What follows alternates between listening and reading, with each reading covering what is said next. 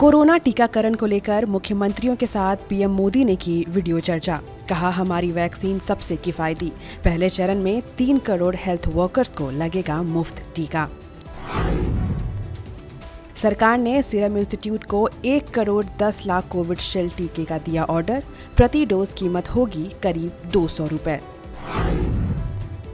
Supreme court ने कृषि कानूनों को लेकर केंद्र सरकार को फटकारा। कहा, कानून पर सरकार लगाए रोक। बातचीत के लिए कमेटी बनाने के दिए संकेत। प्रदर्शन की जगह को लेकर भी उठाए सवाल। एयर इंडिया की 4 महिला पायलटों की टीम ने रचा इतिहास। सैन फ्रांसिस्को से नॉर्थ पोल के रास्ते 16,000 किलोमीटर की यात्रा पूरी करके बेंगलुरु के केम्पेगौड़ा अंतर्राष्ट्रीय हवाई अड्डे पर किया लैंड। कैपिटल हिल में हिंसा भड़काने के आरोप में अमेरिका के राष्ट्रपति डोनाल्ड ट्रंप के खिलाफ आज संसद में आ सकता है महाभियोग प्रस्ताव। कार्यकाल में दूसरी बार महाभियोग का सामना करने वाले पहले राष्ट्रपति होंगे डोनाल्ड ट्रंप। ब्रिटेन और दक्षिण अफ्रीका के बाद अब जापान में भी मिला कोरोना वायरस का नया स्ट्रेन। विशेषज्ञों ने और ज्यादा संक्रामक होने की दी चेतावनी। महाराष्ट्र में बर्ड फ्लू की दस्तक, 2 दिन में 800 मुर्गियों की मौत। 17 बत्तखों की मौत के बाद दिल्ली में भी अलर्ट। देश के 8 राज्य बर्ड फ्लू की चपेट में। भारत और ऑस्ट्रेलिया के बीच सिडनी में हुआ तीसरा टेस्ट ड्रॉ। 4 मैचों की सीरीज हुई 1-1 से बराबर। 15 जनवरी को ब्रिस्बेन में खेला जाएगा आखिरी मैच। शिखर पर शेयर बाजार, सोमवार को 49,000 के पार खुला और बंद हुआ बीएसई सेंसेक्स। निफ्टी में 209.9 अंकों की बढ़त। सेंसेक्स में 2 महीनों में 7,000 अंकों की आई तेजी।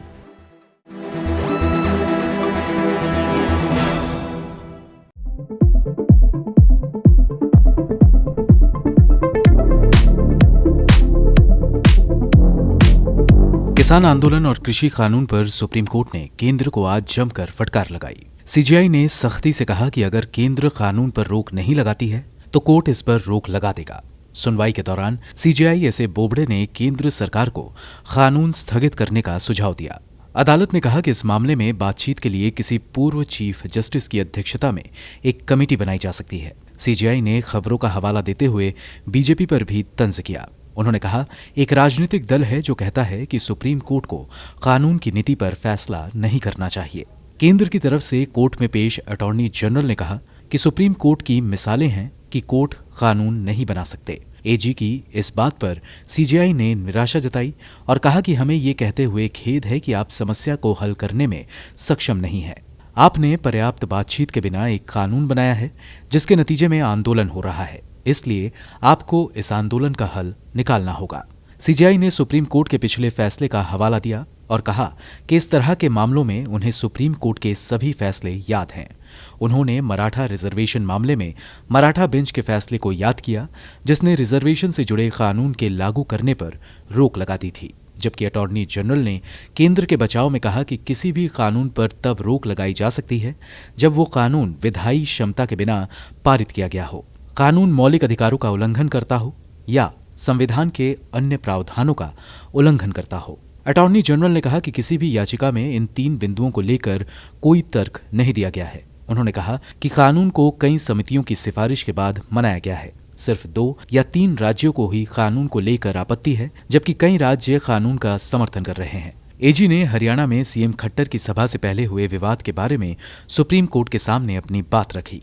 वहीं याचिकाकर्ता एमएल शर्मा ने कहा कि बिना किसी हिंसा के विरोध शांतिपूर्ण रहा है, लेकिन पुलिस ही समस्याओं का कारण बन रही है। उधर सरकार की तरफ से वकील हरीश साल्वे ने कोर्ट से मांग की कि अगर कानून पर रोक लगाई जाती है तो किसानों के आंदोलन पर भी रोक लगना चाहिए। इसके जवाब में चीफ जस्टिस ने कहा कि सब कुछ एक आदेश में नहीं कहा जा सकता है। नागरिकों को विरोध करने से कोर्ट मना नहीं कर सकता। सीजेआई ने कहा कि बातचीत के लिए एक कमेटी बनाई जा सकती है जिसकी सिफारिशों के आधार पर कोर्ट फैसला करेगा। वरिष्ठ वकील दुष्यंत दवे ने पूर्व चीफ जस्टिस आरएम लोढ़ा की अध्यक्षता में कमेटी बनाने का सुझाव दिया। हालांकि सुप्रीम कोर्ट ने किसानों से आंदोलन खत्म करने को लेकर भी सवाल किया है। कोर्ट ने पूछा, हम विरोध के खिलाफ नहीं हैं, ये ना समझें कि कोर्ट विरोध प्रदर्शनों को रोक रहा है, लेकिन हम पूछते हैं कि अगर कानून पर रोक लगाया जाता है तो क्या आप लोगों की चिंताओं को देखते हुए अपने विरोध प्रदर्शन की जगह बदलेंगे? कोर्ट कभी भी इस मसले पर फैसला सुना सकता है। बहरहाल कोर्ट ने साफ कर दिया है कि मोदी सरकार जिस तरह से कृषि कानूनों के खिलाफ जारी आंदोलन से पेश आई है, उससे देश की सर्वोच्च अदालत खासी निराश है।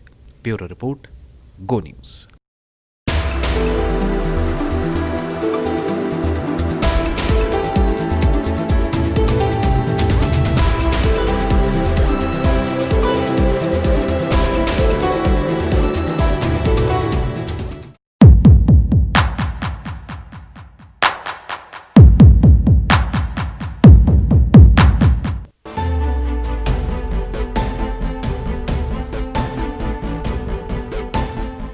बर्ड फ्लू की वजह से पोल्ट्री उद्योग को एक बार फिर भारी नुकसान की आशंका है। रिपोर्ट के मुताबिक देश के 9 राज्य बर्ड फ्लू वायरस की चपेट में हैं। दिल्ली और महाराष्ट्र ने भी बर्ड फ्लू की पुष्टि की है। खबरों के साथ ही कई राज्यों ने पोल्ट्री मार्केट को बंद कर दिया है। झारखंड के रांची में एक चिकन विक्रेता का कहना है कि बर्ड फ्लू के खतरे से मार्केट पहले के मुकाबले 50% मंदा हो गया है। हैदराबाद में बर्ड फ्लू के खतरे की वजह से चिकन दुकानों पर ग्राहक नहीं आ रहे हैं। पोल्ट्री विक्रेता सरकार से मदद की मांग कर रहे हैं। एक विक्रेता का कहना है कि किसी भी दुकान में कोई ग्राहक नहीं है। हम सरकार से आग्रह करते हैं कि हमारी मदद करें, क्योंकि हमें किराए का भुगतान करना है और अपने परिवार के लिए भोजन जुटाना है। दिल्ली सरकार ने गाजीपुर मंडी में मुर्गे मुर्गियों के इंपोर्ट पर प्रतिबंध लगा दिया है। सीएम अरविंद केजरीवाल के मुताबिक संजय लेक, भालसा लेक और हौस खास में पोल्ट्री मार्केट को बंद कर दिया गया है। महाराष्ट्र के परभणी में 800 मुर्गियों की मौत हुई है। यहाँ के कलेक्टर ने बर्ड फ्लू के संक्रमण को रोकने के लिए मुरुम्बा गांव स्थित 8 पोल्ट्री फार्मों की मुर्गियों को मारने के आदेश दिए हैं। भारत में बर्ड फ्लू का पहला मामला साल 2006 में दर्ज हुआ था। देश में ये वायरस सिर्फ पक्षियों में देखा गया है। इंसानों में अब तक बर्ड फ्लू का एक भी केस दर्ज नहीं किया गया है, लेकिन दूसरे देशों में इंसानों में भी ये संक्रमण मिला है। रिपोर्ट के मुताबिक इस संक्रमण से सांस में तकलीफ होने लगती है और निमोनिया जैसे लक्षण देखे जाते हैं। बुखार, सर्दी, गले में खराश और पेट दर्द इस संक्रमण के सामान्य लक्षण हैं। चिकन में बर्ड फ्लू की डर से लोग चिकन खाना बंद कर रहे हैं, जबकि विश्व स्वास्थ्य संगठन का कहना है कि जिन इलाकों में वायरस का प्रसार नहीं है, वहां इससे जुड़े उत्पादों के सेवन से कोई खतरा नहीं है। जिन राज्यों में बर्ड फ्लू का खतरा नहीं भी है, वहां भी लोग चिकन खाने से डर रहे हैं। इस वजह से चिकन व्यवसाय को एक बार फिर भारी नुकसान की आशंका है। चिकन व्यवसाय से जुड़े व्यापारियों को लगातार घाटे का सामना करना पड़ रहा है। इससे पहले मार्च और अप्रैल के महीने में चिकन में कोरोना की अफवाह से इस व्यवसाय को करोड़ों का नुकसान हो चुका है। तमिलनाडु का नमक्कल, कोयम्बटूर और तिरुप्पुर जिला राज्य में पोल्ट्री सेक्टर का गढ़ माना जाता है। अप्रैल महीने में चिकन में कोरोना को लेकर फैली अफवाह से यहाँ इसके व्यवसायियों को प्रतिदिन 10 करोड़ रुपए का नुकसान उठाना पड़ा। राज्य में करीब 7 लाख लोग चिकन व्यवसाय से जुड़े हैं।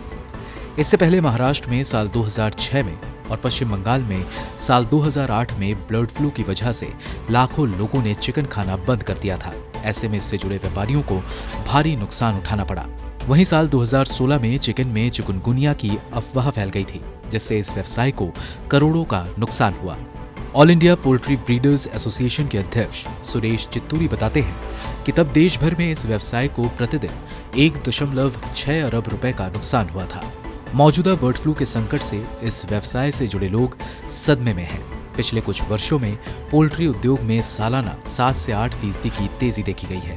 भारत अब अंडे का दूसरा सबसे बड़ा और चिकन का चौथा सबसे बड़ा उत्पादक देश है। कई इलाकों में अंडे और चिकन प्रोटीन का सबसे सस्ता स्रोत है। देश में पोल्ट्री उद्योग $1 ट्रिलियन का है। इस उद्योग में 50 लाख लोग काम करते हैं और करीब 2.5 करोड़ लोगों का इससे घर चलता है। मोहम्मद नूरुद्दीन की रिपोर्ट, गो न्यूज।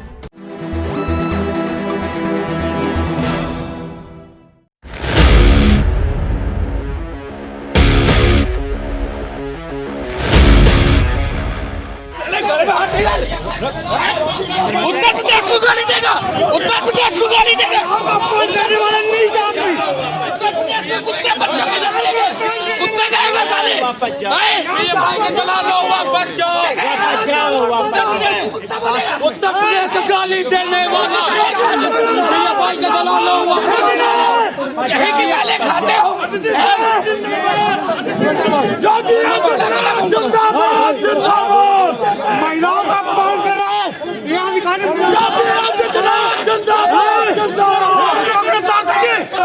PFI के दलाल लोग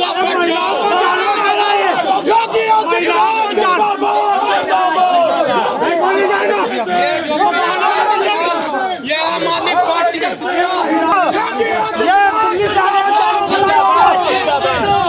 इनके जो मंत्री आप सरकार के उन्होंने जो है कहा है कि उत्तर प्रदेश में महिलाएं कुत्ते ले जाओ, इसको गिरफ्तार करिए। वो हाल करूंगा ना, गिरफ्तार करिए। हम लोग जाएंगे नहीं आते, हम लोग नहीं लेते हो, यहाँ से चला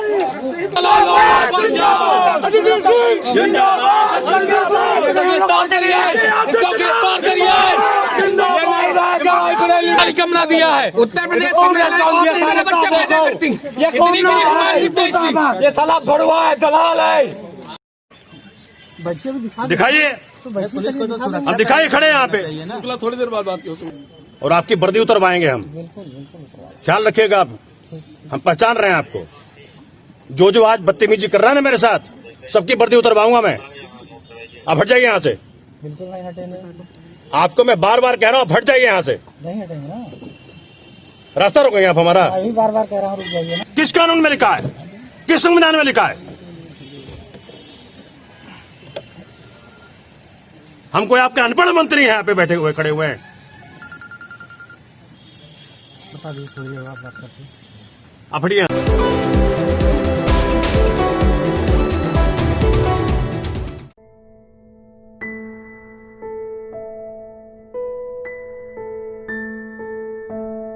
अगर वो वहां रात में नहीं जाती तो शायद ऐसा नहीं होता। शायद उस लड़की ने छोटे कपड़े पहने थे, शायद लड़की ने ही बुलाया होगा।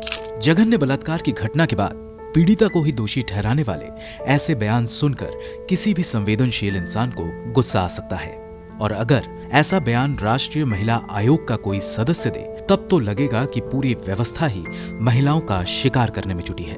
अफसोस कि नारी की पूजा करने का दावा करने वाले भारत का यही हाल हो रहा है। हाल ही में उत्तर प्रदेश के बदायूं में एक 50 वर्षीय महिला के साथ एक मंदिर में सामूहिक बलात्कार हुआ।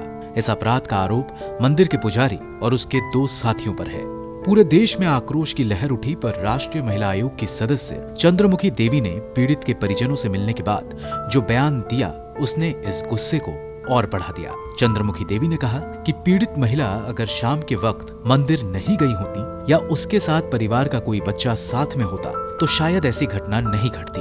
यानी जो आयोग महिलाओं के अधिकार और आजादी के पहरेदार की तरह वजूद में आया था, उसमें ऐसे सदस्य पहुंच गए हैं जो महिला को ही अपने ऊपर होने वाले अत्याचार की वजह मान रहे हैं। ये वही मानसिकता है जिसने भारत को महिला उत्पीड़न के मामले में शर्मिंदा करने वाले स्थान पर पहुंचा दिया है। साल 2020 में महिलाओं को पहले से ज्यादा हिंसा का सामना करना पड़ा। हमारा देश किसी और क्षेत्र में आगे बढ़े या नहीं, पर महिलाओं के खिलाफ अपराध करने की श्रेणी में निरंतर ऊपर चढ़ता जा रहा है। 2020 में कोरोना की वजह से लॉकडाउन लगा और लोग घरों में कैद हो गए। इस दौरान महिलाओं के लिए मुश्किलें और बढ़ गई। उन्हें पहले से ज्यादा हिंसा का सामना करना पड़ा। राष्ट्रीय महिला आयोग को 2020 में महिलाओं के खिलाफ हिंसा की 23,722 शिकायतें मिली। ये 6 साल में सबसे ज्यादा है। आयोग के मुताबिक कुल शिकायतों में से 1/4 यानी 5,294 घरेलू हिंसा से जुड़ी थी। ये कहना गलत नहीं होगा कि महिलाएं घर में भी सुरक्षित नहीं हैं। वहीं देश में कई महिलाएं तो डर की वजह से शिकायत नहीं कर पाती हैं। राष्ट्रीय महिला आयोग के मुताबिक सबसे अधिक 11,872 शिकायतें उत्तर प्रदेश से मिली। इसके बाद दिल्ली से 2,635, हरियाणा से 1,266 और महाराष्ट्र से 1,188 शिकायतें मिली। जब देश में लॉकडाउन लगाया गया उस वक्त राष्ट्रीय महिला आयोग के पास घरेलू हिंसा की शिकायतों की भरमार लग गई थी। घरेलू हिंसा की शिकायतें जुलाई महीने में और बढ़ी। संयुक्त राष्ट्र के अभियान से हाल ही में जुड़ी मॉडल और अभिनेत्री मानुषी छिल्लर कहती हैं कि महिलाएं हर कहीं अलग अलग तरह से हिंसा का शिकार होती हैं और उन्हें ये देखकर दुख होता है। महिलाओं को हिंसा के खिलाफ आवाज उठानी चाहिए। एनसीआरबी यानी नेशनल क्राइम रिकॉर्ड्स ब्यूरो की क्राइम्स इन इंडिया 2019 रिपोर्ट बताती है कि महिलाओं के खिलाफ होने वाले अपराध 2018 से 2019 में 7.3% बढ़ गए हैं और स्थिति काफी भयावह है। 2019 में महिलाओं के खिलाफ अपराध के 4,05,861 केस दर्ज हुए। जबकि 2018 में 3,78,236 केस हुए थे और 2017 में ये आंकड़ा 3,59,849 था। अगर 2019 की बात करें तो भारत में सबसे ज्यादा महिलाओं के खिलाफ अपराध के मामले उत्तर प्रदेश से आए, जहां ये संख्या 59,853 यानी 14.7% थी। वहीं दूसरे नंबर पर राजस्थान था, जहां से 41,550 यानी 10.2% मामले सामने आए। इसके बाद तीसरे स्थान पर महाराष्ट्र 27,144 यानी 9.2%, फिर पश्चिम बंगाल 30,394 यानी 7.5% और पांचवें स्थान पर था असम, जहां कुल 3,025 यानी 7.4% मामले सामने आए। बलात्कार की घटनाओं को लेकर अक्सर पहनावे और उम्र आदि को लेकर टीका टिप्पणियां होती हैं, तो हकीकत ये है कि साल 2019 में कुल बलात्कार के मामलों में से 15.4% घटनाएं नाबालिग लड़कियों के साथ घटी। वहीं 84.6% मामले उन महिलाओं के साथ घटे जिनकी उम्र 18 वर्ष या उससे अधिक है। साथ ही बलात्कार से जुड़े कुछ और आंकड़े भी हैं जो आंखें खोल देने वाले हैं। बलात्कार के कुल मामलों में से 35 घटनाएं गर्भवती महिलाओं के साथ हुई, वहीं 2,220 मामले 16 साल या उससे कम उम्र की लड़कियों के साथ घटी। ये सभी आंकड़े उन तमाम लोगों के मुंह पर तमाचा है जो बलात्कार जैसे घिनौने अपराध को या किसी भी अपराध को उम्र, वक्त और कपड़ों जैसी तमाम बातों से जोड़कर देखते हैं। सिद्धार्थ चतुर्वेदी की report, go news.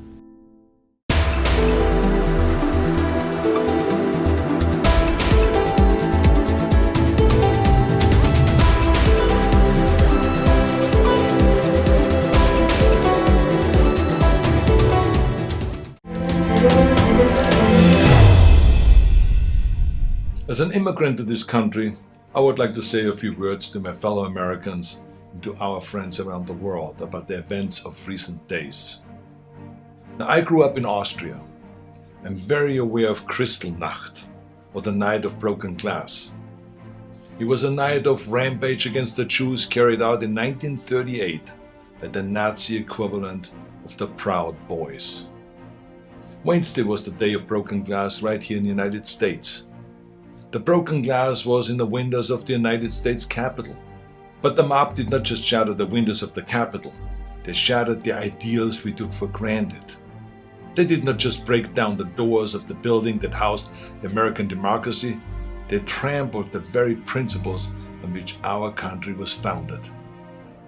Now, I grew up in the ruins of a country that suffered the loss of its democracy. I was born in 1947, 2 years after the Second World War.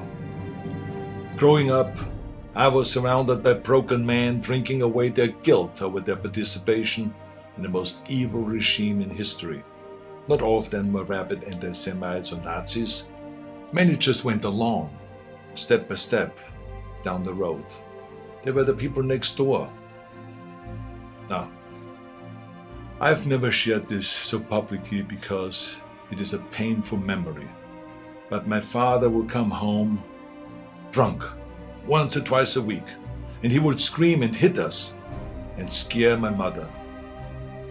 I did not hold him totally responsible because our neighbor was doing the same thing to his family, and so was the next neighbor over.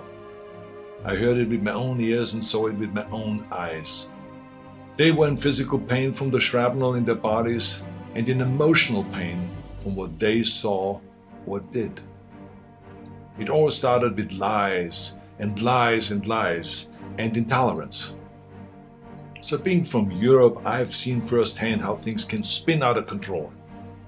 I know there is a fear in this country and all over the world that something like this could happen right here. Now, I do not believe it is, but I do believe that we must be aware of the dire consequences of selfishness and cynicism. President Trump sought to overturn the results of an election, and of a fair election. He sought a coup by misleading people with lies. My father and our neighbors were misled also with lies, and I know where such lies lead. President Trump is a failed leader. He will go down in history as the worst president ever. The good thing is that he soon will be as irrelevant as an old tweet. But what are we to make of those elected officials who have enabled his lies and his treachery? I will remind them of what Teddy Roosevelt said. Patriotism means to stand by the country. It does not mean to stand by the president. Now, John F. Kennedy wrote a book called Profiles in Courage. A number of members of my own party, because of their own spinelessness, would never see their names in such a book, I guarantee you. They're complicit with those who carried the flag of self-righteous insurrection into the Capitol. But it did not work. Our democracy held firm. Within hours, the Senate and the House of Representatives were doing the people's business and certifying the election of President-elect Biden. What a great display of democracy. Now, I grew up Catholic. I went to church, to Catholic school. I learned the Bible and my catechism and all of this. And from those days, I remember a phrase that is relevant today: a servant's heart. It means serving something larger than yourself. See, what we need right now from our elected representatives is a public servant's heart. We need public servants that serve something larger than their own power or their own party. We need public servants who will serve higher ideals, the ideals in which this country was founded, the ideals that other countries look up to. Now, over the past few days, friends from all over the world have been calling me distraught and worried about us as a nation. One woman was in tears about America, wonderful tears of idealism about what America should be. Those tears should remind us of what America means to the world. Now, I've told everyone who has called that as heartbreaking as all of this is, America will come back from these dark days and shine our lights once again. Now, you see this sword? This is the Conan sword. Now, here's the thing about swords. The more you temper a sword, the stronger it becomes. The more you pound it with a hammer and then heat it in the fire and then thrust it into the cold water and then pound it again and plunge it into the fire and into the water, the more often you do that, the stronger it becomes. I'm not telling you all this because I wanted to become an expert sword maker, but our democracy is like the steel of this sword. The more it is tempered, the stronger it becomes. Our democracy has been tempered by wars, injustices, and insurrections. I believe, as shaken as we are by the events of recent days, we will come out stronger because we now understand what can be lost. We need reforms, of course, so that this never ever happens again. We need to hold accountable the people that brought us to this unforgivable point. And we need to look past ourselves, our parties, and disagreements, and put our democracy first. And we need to heal together from the drama of what has just happened.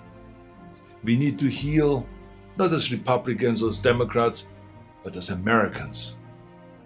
Now, to begin this process, no matter what your political affiliation is, I ask you to join me in saying to President-elect Biden, President-elect Biden, we wish you great success as our president. If you succeed, our nation succeeds. We support you with all our hearts as you seek to bring us together. And to those who think they can overturn the United States Constitution, know this: you will never win. President-elect Biden, we stand with you today, tomorrow, and forever in defense of our democracy from those who would threaten it. May God bless all of you, and may God bless America.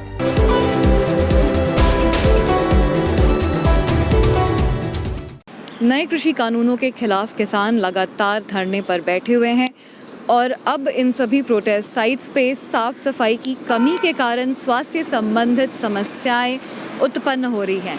जन स्वास्थ्य अभियान ने सिंघू, टिकरी, शाहजहानपुर, पलवल, गाजीपुर इन सभी धरना स्थलों पे, जहाँ पे लगातार किसान इन नए कृषि कानूनों के खिलाफ विरोध प्रदर्शन कर रहे हैं, वहाँ पे सर्वे किया और रिपोर्ट के अनुसार साफ़ सफाई एक बहुत बड़ी समस्या है, जहाँ पर टॉयलेट का एक्सेस लोगों को नहीं मिल पा रहा है हर जगह। 57% लोगों ने कहा इस सर्वे के अनुसार कि उन्हें खुले में शौच करना पड़ रहा है क्योंकि टॉयलेट्स नहीं मिल पा रहे हैं। कम है संख्या में जो हैं, और जो हैं वो भी हमेशा साफ़ नहीं मिलते हैं। इसके साथ ही सॉलिड वेस्ट डिस्पोजल एक बड़ी समस्या है। महिलाएं भी हैं इन सभी प्रोटेस्ट साइट्स पे, उन्हें भी तकलीफ़ हो रही है। सैनिटरी नैपकिन 31% महिलाओं ने कहा कि उन्हें खुले में डिस्पोज करना पड़ रहा है क्योंकि वहाँ पे कोई व्यवस्था नहीं है। इसके साथ ही जो कूड़ा होता है वो हमेशा हटाया नहीं जाता है और गंदगी के कारण भी लोगों को और ज़्यादा स्वास्थ्य समस्याएं हो सकती हैं, ऐसा डॉक्टरों का कहना है, जो कि लगातार वहाँ पे कैंप्स लगा रहे हैं। ये कहा गया है साथ ही कि सरकार को इस तरफ ध्यान देना चाहिए। इन सभी प्रोटेस्ट साइट्स पे एक बड़ी संख्या में बुज़ुर्ग लोग भी हैं जिन्हें सर्दी और उसके बाद बारिश के कारण भी कई तरह की स्वास्थ्य समस्याएं हो रही हैं। इन सभी प्रोटेस्ट साइट्स पे लोगों के लिए स्वास्थ्य सुविधा उपलब्ध हो, ये सरकार को सुनिश्चित करना चाहिए। सफाई हो इन सभी प्रोटेस्ट साइट्स पे, ये भी सुनिश्चित करना चाहिए और वहाँ से कूड़ा करकट है जो वो हटाया जाए। और इन सब के साथ ही एक और जो अहम बात है, जो भी किसान धरने पर बैठे हुए हैं उनकी मेंटल हेल्थ पे भी काफ़ी असर पड़ रहा है। डॉक्टरों का कहना है कि एक तो अनिश्चितता है और लगातार यहाँ धरने पर बैठे हुए किसानों की मेंटल हेल्थ पे भी असर पड़ रहा है और इसकी तरफ भी सरकार को ध्यान देना चाहिए। और मेंटल हेल्थ केयर प्रोफेशनल्स हैं वो भी होने चाहिए इन साइट्स पे, ताकि जो लोग वहाँ बैठे हुए हैं उन्हें जो स्वास्थ्य समस्याएं हो रही हैं उनका समाधान किया जाए। ये भी कहा गया है कि अगर इस पे ध्यान नहीं दिया जाता है तो एक कोई हेल्थ इमरजेंसी भी पैदा हो सकती है, खासकर एक ऐसे टाइम में जबकि कोविड-19 पैंडमिक फैला हुआ है। हालांकि अभी तक इन प्रोटेस्ट साइट से ऐसी कोई रिपोर्ट नहीं आई है कोई भी किसी भी इस तरह के मामले की, लेकिन इसके बावजूद एक बड़ा स्वास्थ्य संबंधित एक चिंता ये भी है। कुल मिलाकर के ये कहा है जन स्वास्थ्य अभियान से ये कहा गया है कि सरकार को ध्यान देना चाहिए, इन सभी प्रोटेस्ट साइट्स पे हेल्थ केयर लोगों को उपलब्ध कराए और साथ ही वहाँ पे रहने लायक स्थिति है ये भी सरकार को सुनिश्चित करना चाहिए। अंजलि ओझा, गो न्यूज़।